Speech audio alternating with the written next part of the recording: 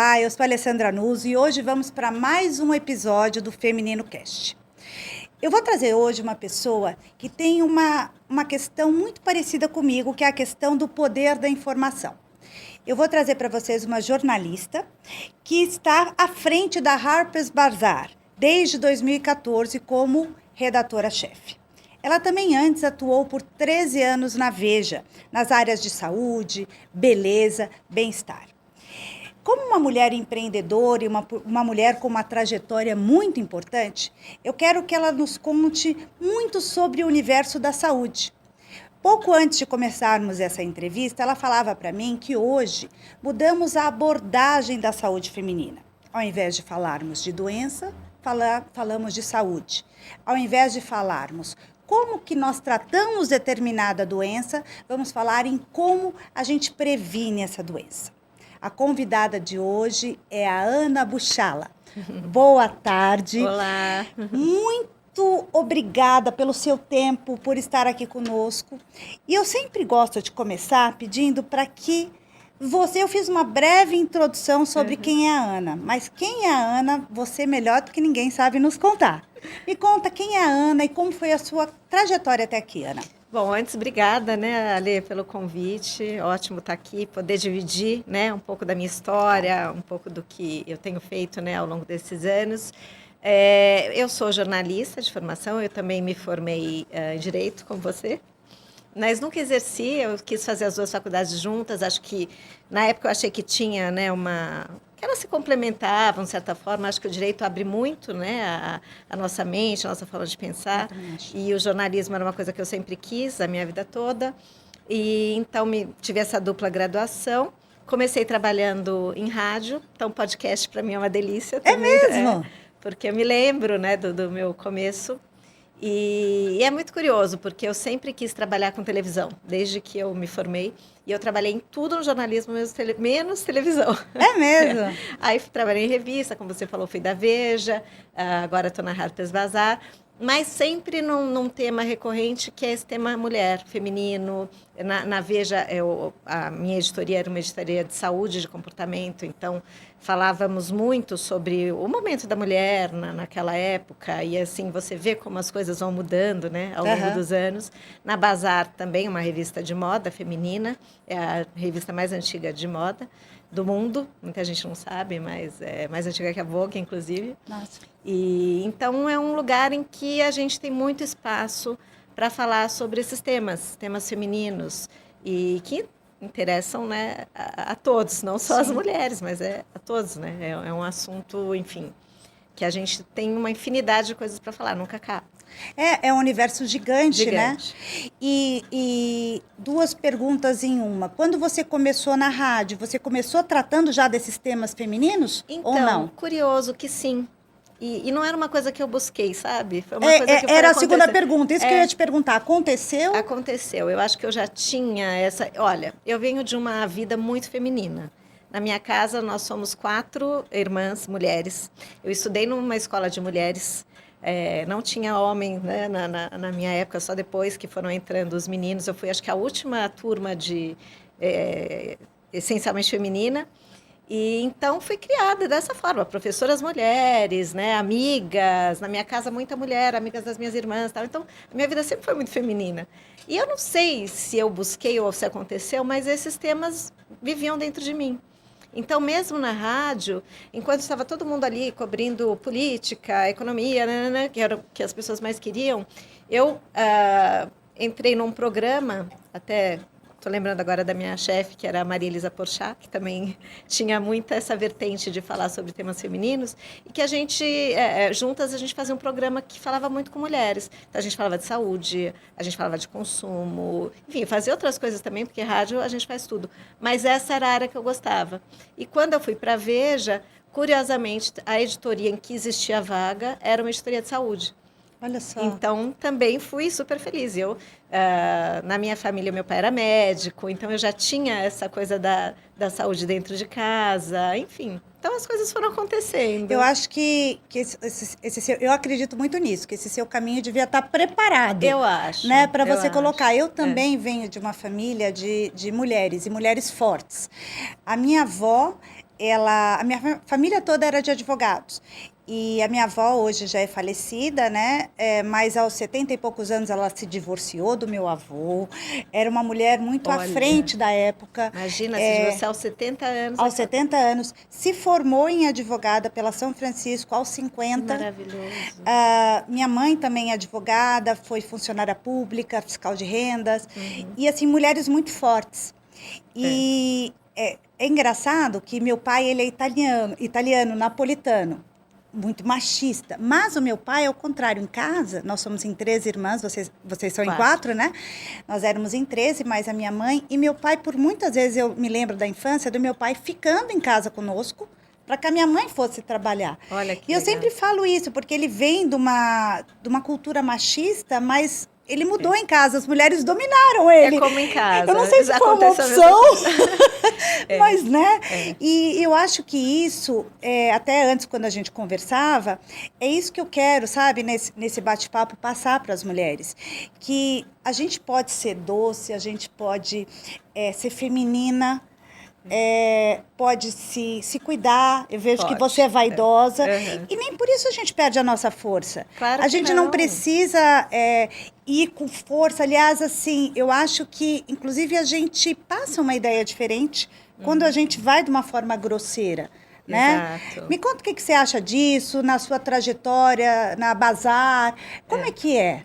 Como não, funciona? concordo muito com você. Eu acho que essa é engraçado, porque, olha só, eu vim de uma revista, Veja, que era uma revista, enfim, preciso falar, revista política, enfim, né? Todo mundo, era assim, a capa da Veja da semana e tal. Então, tinha aquela vaidade de estar numa revista em que os assuntos eram, enfim, de importância para o país. Sim. Aí eu fui para a Bazar, que era uma revista cuja importância está no universo feminino, no nosso poder. Então, não é uma revista que vai... Obviamente que a gente aborda todos esses temas, mas de uma forma diferente.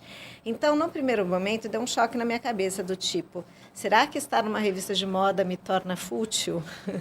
Né? Será que eu estou falando de temas que são fúteis? Tem gente passando fome e eu estou falando de beleza, do último batom, ou da última sandália, da última bolsa. E aí eu entendi que isso tudo é extremamente importante para a vida da mulher. Nossa, eu acho isso demais. Porque a autoestima. Exatamente. Né? Você está trazendo para ela ferramentas, né? Ferramentas para ela se cuidar, para ela se gostar e até para ela ir para o mercado de trabalho de uma forma diferente.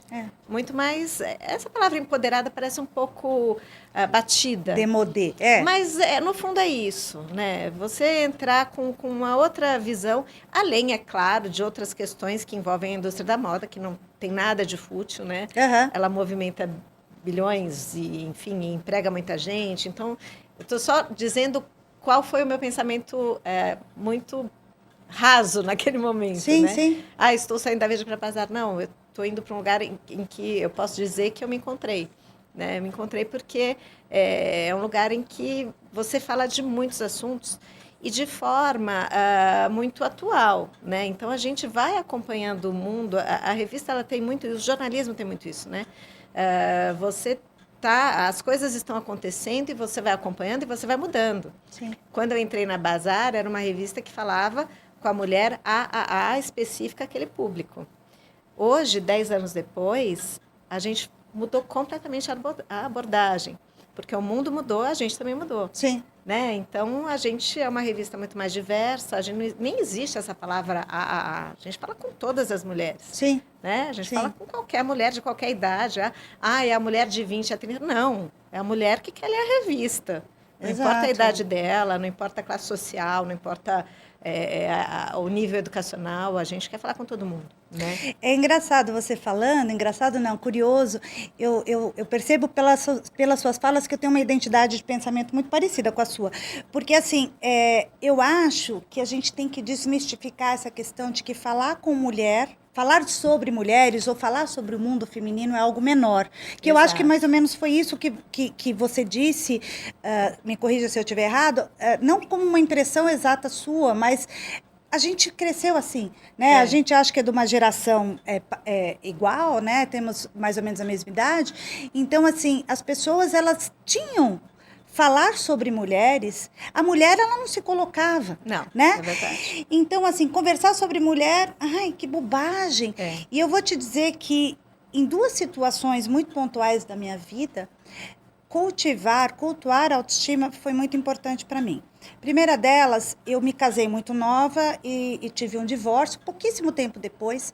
E eu me lembro de uma amiga minha, que nem está mais na minha vida hoje, falar para mim, Alê, toma um banho, passa um creme, vai fazer as unhas.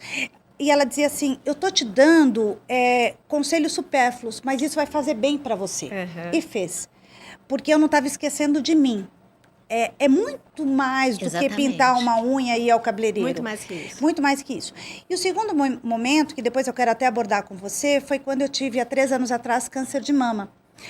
Que eu me cuidei, eu me lembro que eu fazia quimioterapia todas as segundas-feiras. E eu tenho uma amiga que é dona de uma loja, e ela me deu vários looks. Todas as segundas-feiras era um look que eu ia e eu escolhi uma amiga para ir almoçar comigo. Era um momento meu. Eu fico até arrepiada de lembrar disso, porque pode parecer contraditório, mas eu lembro dessa fase com saudade. Você vê, Porque na dor você encontrou de alguma forma, né, uma porque força sua. Exato. E eu acho que é muito isso, né? Eu acho que conversar sobre o ambiente, sobre o universo feminino é muito importante. Muito. E dá muita força para as mulheres saberem que elas são muito mais. A gente pode ser profissional, a gente pode ser feminina, a gente pode se cuidar. A gente fica louca de equilibrar 10 mil pratinhos, mas no final das contas dá certo. Exato. Né? E informação é poder, né? É a gente isso. Tem que encarar a informação como uma fonte de poder. Então, a gente tem que realmente se informar, saber das coisas. Eu sempre trabalhei com isso, então para mim é assim, muito estranho quem não tem, né? A gente acha, todo mundo sabe, mas a maioria das pessoas não sabe muita coisa, né? Sim. A gente vive uma bolha, na verdade. Então, quanto mais a gente fala, mais a informação chega para todo mundo, né? Exato. A gente está falando da sua doença, né? Isso, eu ia te perguntar isso. Quando eu trabalhava na Veja, logo que eu comecei, comecinho dos anos 2000, assim, as capas de saúde sempre venderam muito, mas eram capas, assim, muito médicas, né? Então, a nova cirurgia do coração, a cirurgia do cérebro, e não sei o quê, e o câncer e tal. Com o tempo, a gente foi mudando a abordagem. Aí a gente começou a falar, como você disse na sua introdução, a gente começou a falar de saúde. Então, assim, a Veja, uma revista extremamente sisuda, a gente começou a pôr temas leves, né? Um respiro ali no meio de tanta informação. Sim. Do tipo ginástica, sei lá, atividade física que você pode fazer. Eu cheguei a fazer, para você ter uma ideia, na Veja, uma matéria de um esmalte. É mesmo? Uma cor de um esmalte da Chanel que estava fazendo sucesso naquele momento. Imagina isso na Veja. Sim. Porque assim, a mulher, ela pode tudo, né? Então ela tem que ler sobre política, economia, tal, mas ela também pode saber qual que é a cor do batom naquele momento, qual que é a tendência, qual que tem de errado nisso, nada. Exato. Né? Então são coisas que, mas voltando um pouco, a nossa abordagem ficou muito mais focada na saúde do que na doença. E a gente continuou vendendo muita capa de saúde ainda com esse foco, né? E isso foi uma mudança de comportamento da sociedade que eu tenho a impressão que começou, sim, via informação, sabe? Sim. Porque eu acho que quando você muda a abordagem, você muda a percepção das pessoas também, a sim. forma de falar, né? Sim. E tudo vai mudando, né, ao longo do tempo. Então, coisas que a gente falava há 20, 30 anos atrás, a gente não fala mais hoje, né? Sim. Enfim, mas eu acho que isso é um ganho. A gente começou a falar de sexualidade feminina. Porque você se aproxima mais do seu leitor. Claro. Né? Do seu claro, ouvinte. Muito mais. E temas que as pessoas nem sabem que elas têm interesse, mas elas descobrem quando elas estão lendo, né? Sim. Assim, exemplo? Uma matéria sobre sexualidade. A gente chegou a fazer na Veja uma capa sobre orgasmo feminino. Né? Que é um tabu. Era um tabu na época. Hoje está um pouco melhor, mas naquela época se falava sobre isso, né? Não tinha esses programas, esse podcast que a gente está tendo agora falando sobre isso. Então, assim, as pessoas não tinham acesso à informação. E aí você faz uma matéria falando sobre o que a mulher, sabe, uma pesquisa mostrando sobre o comportamento sexual feminino, né? Sim. É super Eu legal. acho que tem você poder coisas ter- que a gente nem sabe que existe. Então a gente nem para pensar. Eu acho que talvez Exatamente, isso. Eu acho que essa questão do orgasmo feminino ou de apetrechos que as mulheres estão. Eu vou te falar que eu mesma já me peguei não pensando nisso. Isso não faz parte do meu universo. Exatamente. E não por nada, mas não faz. Então, a partir do momento que a gente traz alguns assuntos à tona, você convida a pessoa a pensar em algo que, poxa, pode ser legal. Exatamente. Ela né? passa a pensar, a falar e a refletir sobre aquilo, né? Sim. Isso é para mim, não é para mim. Então, eu acho que a grande conquista feminina, né, nesses anos todos, vem daí, né? Do nosso interesse também, da gente também quebrar barreiras para ter acesso a essas questões e poder falar livremente sobre elas, né? Mas na Veja, especificamente, como que você acha que houve essa abertura para você passar de uma capa política? Eu creio que não é ter passado de uma capa política para uma capa de esmalte, mas, na verdade, você teve espaços para começar a falar de outros assuntos. Convencimento, né? Foi convencimento. Convencimento. A gente tinha que argumentar fortemente ali. Não, isso é legal, era muito difícil. A Veja é uma revista basicamente masculina, a chefia toda, a maioria eram homens, né? E que chefiavam, tinha 2 mulheres no máximo, que tinham o cargo de editoras executivas e tal. E então a gente tinha que furar barreiras ali para conseguir. Mas quando eles começavam a entender que o tema rendia, Sim. né, vendia, eles também abriram espaço para isso. Porque teve o retorno. Claro, né? Se teve o retorno, você estava certa. A gente vendia muito em banca, então a gente conseguia medir né, que capa que vendia ou não. Então, assim, uma capa de câncer de mama era uma venda altíssima, né? Capa de coração, então a gente ia fazendo essas medidas. Eu brinquei da história do esmalte, não foi uma capa, foi uma materinha, mas estava ali, o importante era que ela estava ali, né? Sim. Então, a gente vai conquistando esses espaços. Acho que a gente, como jornalista, você como advogada, falando sobre isso, a gente ajuda a abrir, né, também espaço para isso. Claro. E eu fiquei muito interessada, quando eu li assim sobre você, dessa sua intimidade com a questão da saúde da mulher. Isso nasceu por algo específico ou simplesmente era mais um tema, simplesmente sem desmerecer a palavra, mas assim, era mais um tema do feminino que você queria discutir? Me interessa muito pela questão do câncer de mama, que eu falei que eu tenho, que eu tive, né? E as inovações dos tratamentos. Isso eu acho, sabe, Ana, tão importante para a mulher. Me conta como que você se aproximou dos médicos, enfim, como começou isso? Eu acho que tudo começa com curiosidade, né, Ali? Eu acho que eu sou curiosa por natureza, sempre fui. Jornalista. Então, assim, não me convenço com uma respostinha. Eu quero eu também sou assim. mas eu quero ir a fundo. Então, eu lia artigos médicos, eu lia... enfim, publicações internacionais. Eu sempre quis saber o que estava acontecendo no mundo, o que estava sendo pesquisado, quais eram as novidades. E, claro, eu tinha muitos contatos com os médicos, com os melhores médicos do Brasil, que sempre foram muito gentis em me atender, porque eu brincava que eu era, assim, pior que estudante de medicina, porque o estudante de medicina chega já sabendo alguma coisa. Eu chegava sem saber nada. Eu falava, olha, é um papel em branco, desenha, desenha para mim, porque eu não sei nada. E eu acho que isso foi bom, porque você vai entendendo desde o começo. E você não sente, só fazendo te interrompendo rapidamente, que quando você mostra o interesse, e mesmo não sabendo, a pessoa do outro lado, você massageia o ego da pessoa e ela gosta de... Gosta, né? Gosta. Ela tem prazer em explicar, contar. Exatamente. E aí eles também foram aprendendo, os médicos também foram aprendendo em como dar uma entrevista, né? Acho que são 2 vias, né? A gente puxando de um lado e eles se abrindo de outros, porque antigamente o médico não dava informação nenhuma. Sim. Você ia no consultório, era o que ele falava, toma isso, a receita está aqui, o exame é esse. A gente não tinha direito de perguntar nada. Não sei se você lembra disso, mas era assim. né? Era muito taxativo, você não tinha nem espaço para conversar, não tinha porque essa tem que ter uma relação, né? Porque era o Deus médico e você é uma simples Exatamente. mortal ali. É. Quando a gente inverteu um pouquinho os papéis, quando veio o Google e você começou a pesquisar, claro que tem médico que odeia, né? Que você já chega um pouco informada. Às vezes, realmente, tem gente que acha que sabe tudo e os médicos sabem muito mais, obviamente. Sim. Mas eles também tiveram que aprender a lidar com... A comunicar. A comunicar, a explicar, a ter paciência, né? Exato. A consulta não pode ter 5 minutos, a consulta tem que ter mais tempo, né? Sim. E eu acho que é tudo isso. Então, são coisas que eles também estão sempre se atualizando, né? Sim. Também a medicina é uma coisa que dos últimos anos, assim, é um... Como é que eu vou dizer? O avanço é diário, Sim. né? Eles Sim. têm que se atualizar demais. Exato. No caso do câncer de mama, por exemplo, né? É. A cada dia você está descobrindo coisas novas e novas formas de tratar. Hoje não se fala mais em sobrevida de câncer de mama, se fala em cura, Sim. né? Então, isso é muito incrível.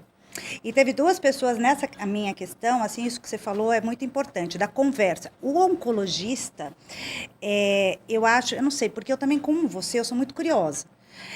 E eu me lembro que eu chegava, assim, eu tive até um pequeno atrito com a minha oncologista no começo, porque eu queria saber demais, mas é a minha vida. Eu acho que depende. Tem pacientes que... Preferem não saber. Não saber.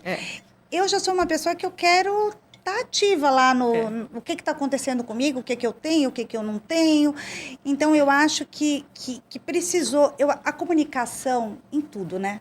Eu estou falando como uma jornalista, mas assim, a comunicação é essencial, em tudo nessa vida. Então, eu tive muito essa experiência. E essa questão que você diz do avanço da medicina, eu me lembro na minha primeira consulta com um mastologista, ele falou, há 20 anos atrás, esse seu tipo de câncer, que era o HER2, porque é um câncer agressivo. Mas hoje em dia é o câncer mais responsivo, porque existe uma medicação que atua diretamente. Então, teoricamente, é o menos pior, é o melhor para ter um tratamento. Chances 100%. Então, assim, o avanço da medicina é incrível. E enfim, eu acredito muito no poder da comunicação. E demais. Também, para a gente também poder fazer matérias positivas sobre isso também, né? Para a pessoa que está vivendo isso. Sim. Se sentir amparada, acolhida, claro. né? Porque é muito difícil você passar por uma doença ou ver alguém enfrentando isso. Mas, assim, a gente quer também estar trazendo boas notícias, exato. Né? Exatamente. Canais de esperança, ou seja, eu acho que esse enfoque, para mim, é muito importante. Eu não estou falando da doença, eu estou falando da saúde, da prevenção, das formas de tratamento. Isso é... Exatamente. Mas agora vamos mudar para Harper's Bazaar. Me conta qual é o foco, me conta um pouco da revista, da trajetória da revista, qual é o seu foco lá, se é que ele existe, quais são os pilares, me conta tudo. Então, como a gente já falou, é uma revista essencialmente feminina. Sim. E é uma revista que tenho muito orgulho de trabalhar lá, porque a gente... é uma revista muito inclusiva hoje, sabe? A gente... nós somos, como eu posso te dizer, a gente é uma vitrine para o que está acontecendo no mundo, né?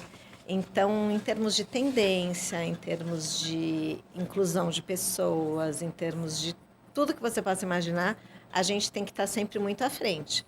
Então, os nossos assuntos hoje, como eu posso te falar mais claramente, assim, a gente tem hoje dentro da revista um comitê a gente chama de sensitivity readers, que são pessoas que leem o que a gente está escrevendo para ver se de alguma forma a gente está magoando alguém com alguma palavra, ou se a gente está sendo excludente de alguma forma. Então, tentando colocar minorias dentro, não só na redação, como na revista. Então, é um trabalho muito bonito que a gente faz lá hoje, sabe? Importante a gente falar, a gente desmistifica. Tanto que, assim, sempre quando eu vou dar uma entrevista ou outra sobre a questão da violência, as pessoas me falam, você acha que existe mais violência hoje? Porque a gente vê mais na TV toda hora, tal. Opinião minha, um pouco de tudo. Mas, assim, eu acho que sempre existiu. Mas agora a gente fala. Agora a gente fala, agora a gente vê, agora isso é divulgado. Então, eu acho que é muito isso. Muitas questões, elas foram naturalizadas. E, assim, bate-papos como esse, a gente conversar mais sobre o assunto, a gente tira a naturalização, né? Porque quantas pessoas não sofreram por um monte de situações que eram naturalizadas, né? Não eram tratadas. Mesmo, né? Com certeza. Na nossa faixa etária, hoje a gente viveu um mundo muito mais machista, né? Do que hoje. Eu já vivi assédios, que naquela época eu jamais cogitei a possibilidade de fazer uma denúncia ou de reclamar com alguém, aquela coisa que você engole e fica quieta. Exato. Espero que ninguém saiba, porque doía mais na gente, talvez, do que em quem praticou aquilo. Quer dizer, naquela pessoa nem dói, né? Sim. Mas a gente aprendeu a conviver com isso. Hoje em dia, jamais eu viveria uma situação que eu vivi anos atrás, 20, 30 anos atrás, ia ficar quieta. Não ia. Eu também, particularmente, posso dizer que já vivi algumas, inclusive no meio hospitalar.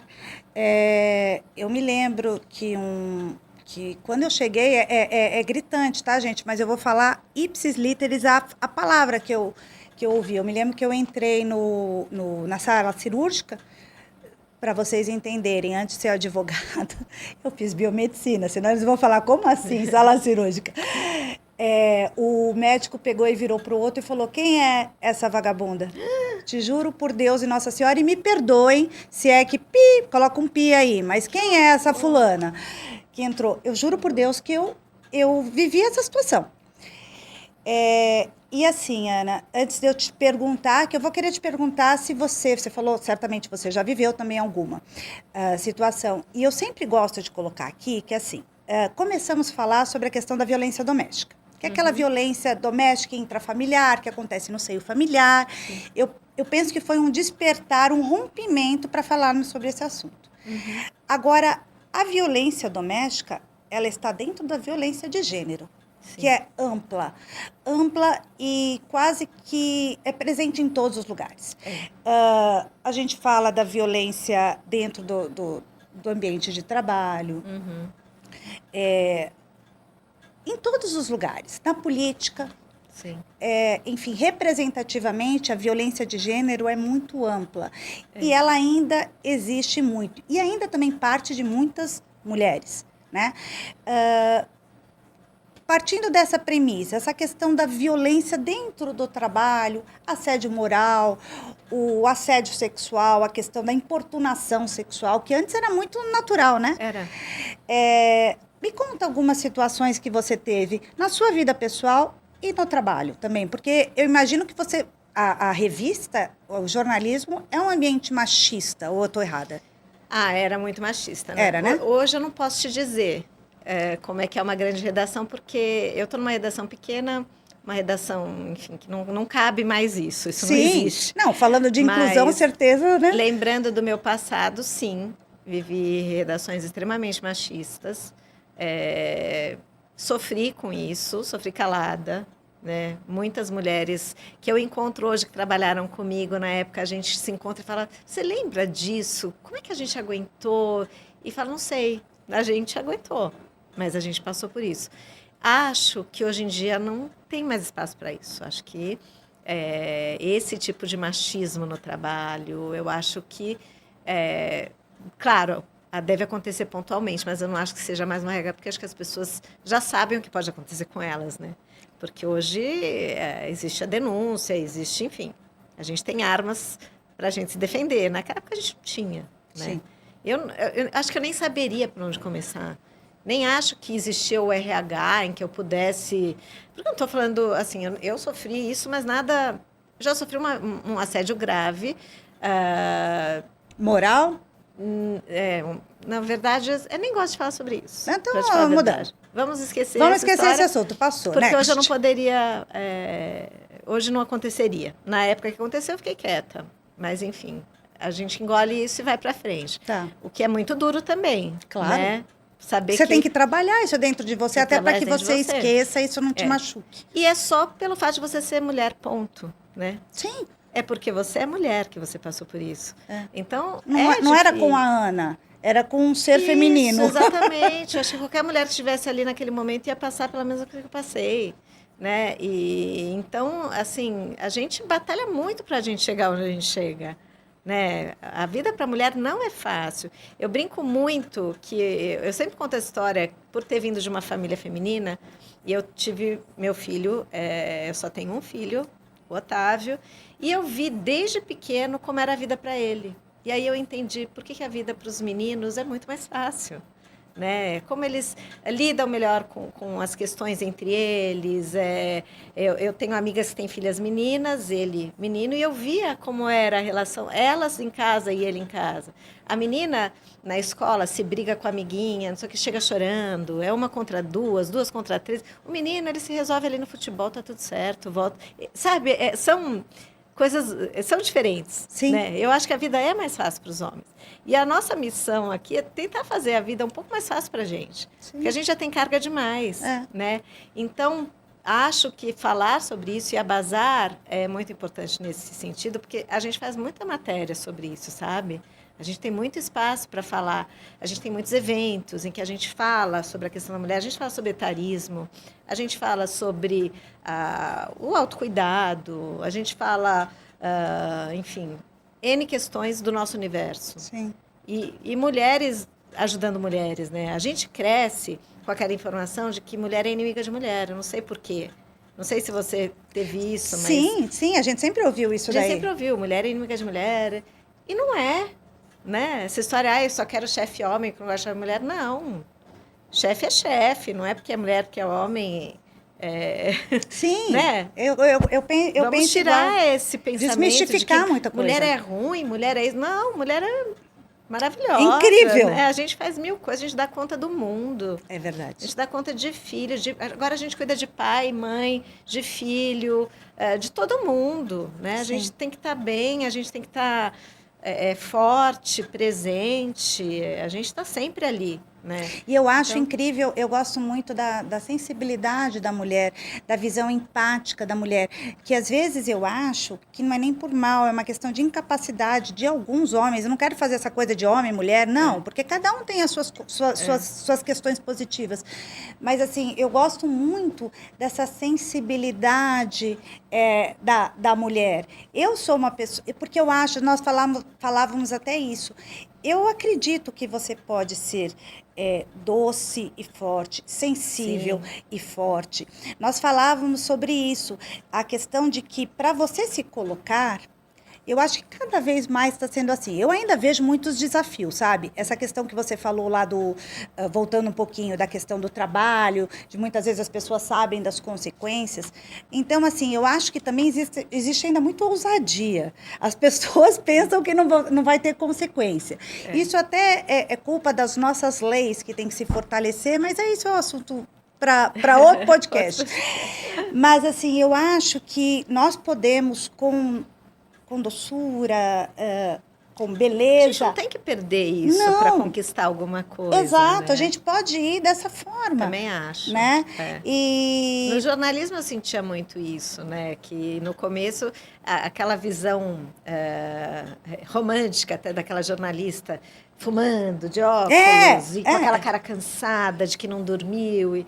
Eu nunca fui assim, né? Sempre trabalhei muito, rodei muitas madrugadas, mas não queria estar daquele jeito. Tomando seu whiskinho. Não, nada disso. Exato. Acho que posso até ter perdido algum espaço por causa disso, sabe?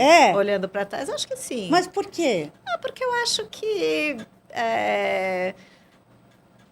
eu nunca me impus dessa forma, eu não era essa pessoa. E essa pessoa era a pessoa que estava ali no meio dos chefes, que estava, entende? Eu acho que eu não... Talvez... Você nunca se masculinizou? Não, nunca. Não estou dizendo que a que se masculinizou só chegou lá por causa disso. Não, eu entendi, mas nenhuma. no seu caso, no meu não caso, era assim. Dizendo, nunca fui essa pessoa, né? E eu, sei lá, acho que cada um é cada um. Mas também acho muito ruim um preconceito ao contrário, de que achar que porque a mulher se cuida ou é muito feminina, que ela não né, não tem o seu valor, a sua...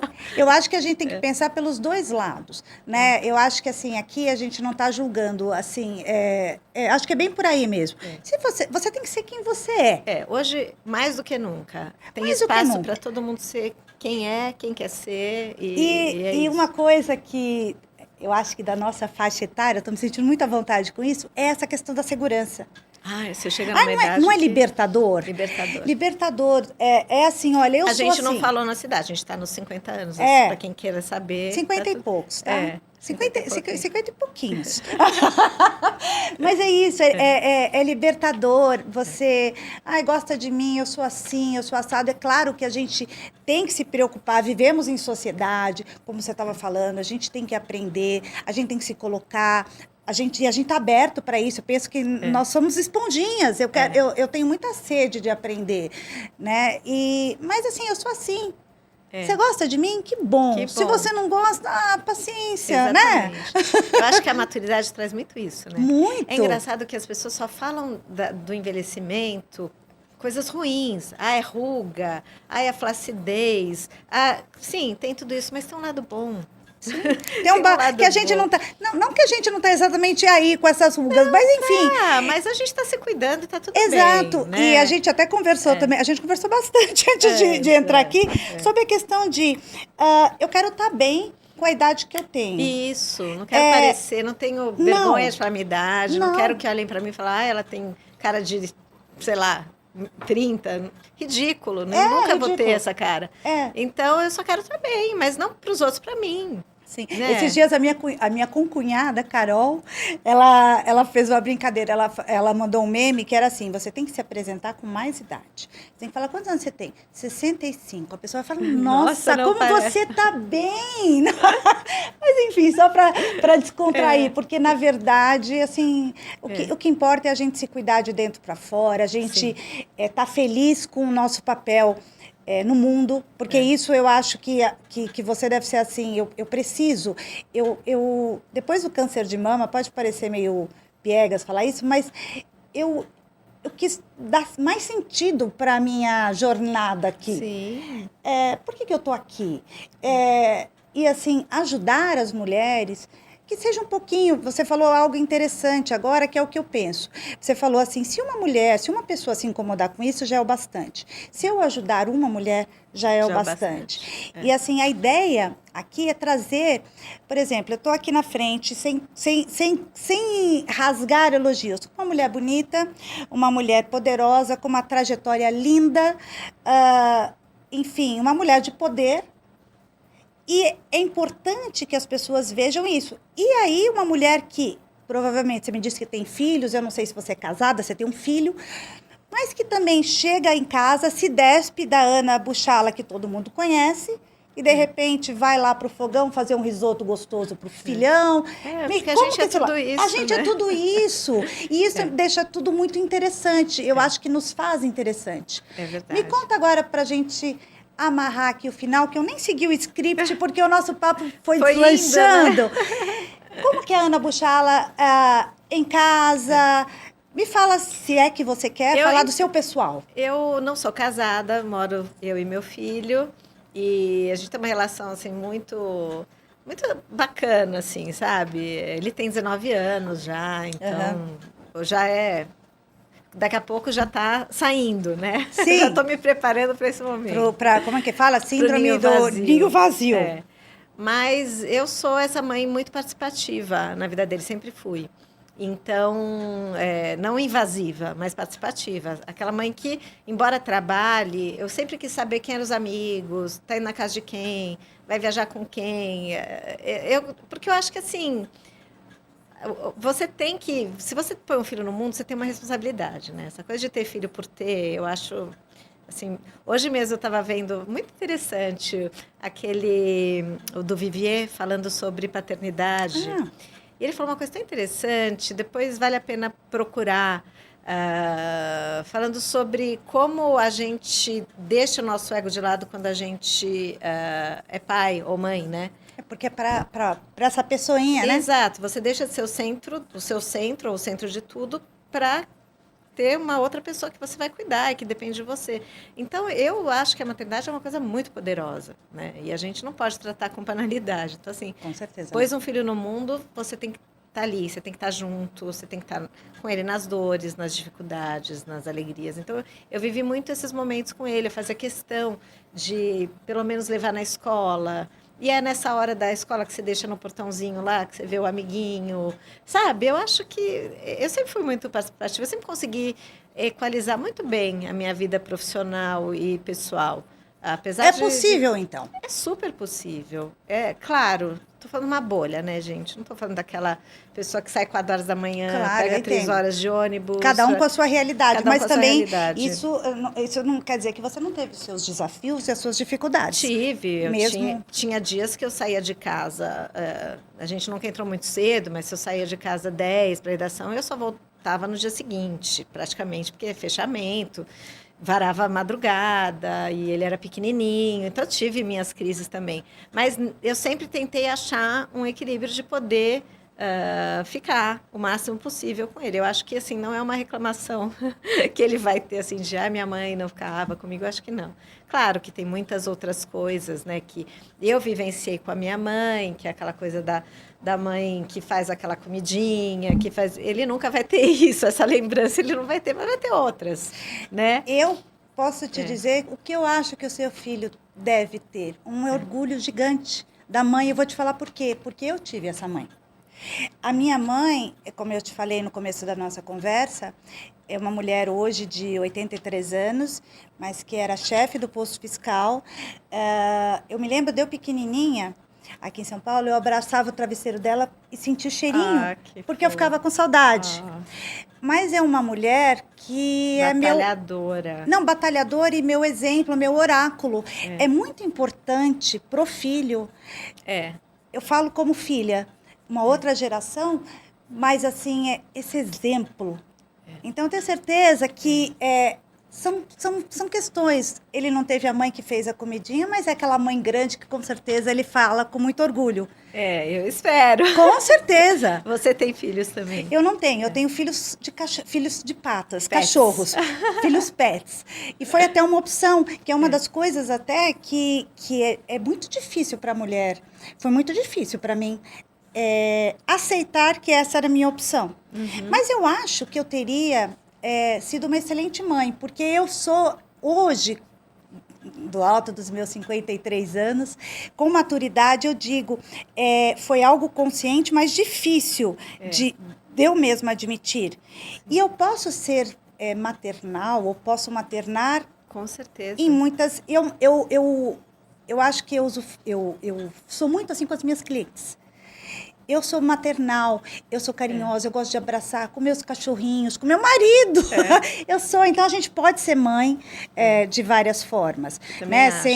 Sem qualquer utopia, mas na verdade é o que eu acho, é o que eu sinto.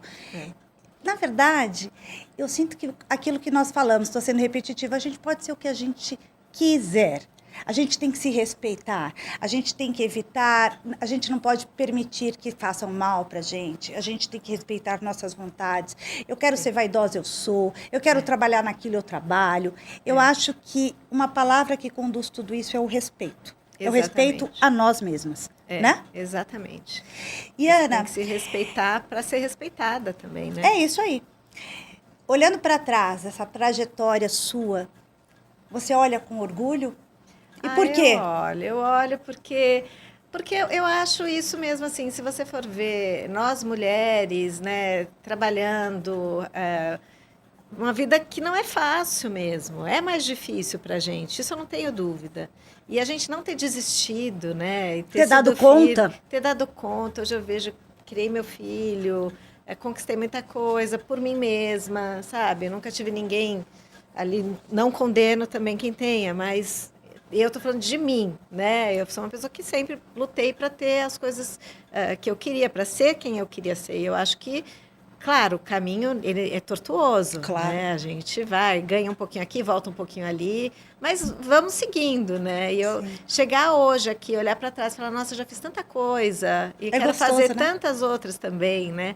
Eu acho muito legal porque na Bazar eu trabalho com gente muito mais nova, galera que está chegando. Então, tem gente de 20 e poucos, de 30. E eu vejo que o que eu entendo hoje que é a melhor combinação do mundo é você poder combinar tudo isso, sabe? Todas essas gerações, porque a gente tem muito a ensinar e a gente tem muito a aprender. Muita troca, né? Tem muita troca. Então, eu acho que essa troca faz a gente se manter muito jovem também, né? De cabeça, de entender o mundo. Olha só tudo que a gente pegou de mudança na nossa vida, né? É verdade. Não existia a internet quando eu comecei a trabalhar. Não existia, foi logo depois. A gente passou por cada uma, não hein? é? E olha hoje, inteligência artificial, né? E a gente está ali, estamos atualizadas e tentando se manter atualizadas. Então, acho que a gente, o resumo que eu faço é isso. Eu tenho orgulho dessa trajetória e de mim e de todas as outras mulheres, você, enfim, todo mundo que né, caminha, conquista um caminho e de poder passar isso adiante, não guardar para você, né? Sim. Eu acho que isso que é o legal, é você poder dividir, compartilhar. Isso. Eu também né? acho. É isso. Ter essa generosidade. Eu acho. Né? Eu acho. Ana, eu não sei você, mas eu adorei o nosso bate-papo. Foi muito delícia. gostoso, passou assim. Até achei que a gente tinha mais tempo. Mas Pois é, acho que já Falamos passou bastante. chegou quase uma hora de papo. Então, muito obrigada. Obrigada. Prazerzaço ter você aqui. Eu que agradeço. E parabéns pelo seu trabalho. Parabéns pelo seu. Muito legal. Eu tenho muito orgulho da sua trajetória. Quero que você saiba disso. Obrigada. Porque eu te estudei bastante. E estou muito feliz de você estar aqui. Obrigada, viu? Lê, obrigada. E esse foi o episódio de hoje. Espero que você tenha gostado da abordagem e aguarde o próximo com uma convidada muito bacana para também compartilhar muito com a gente.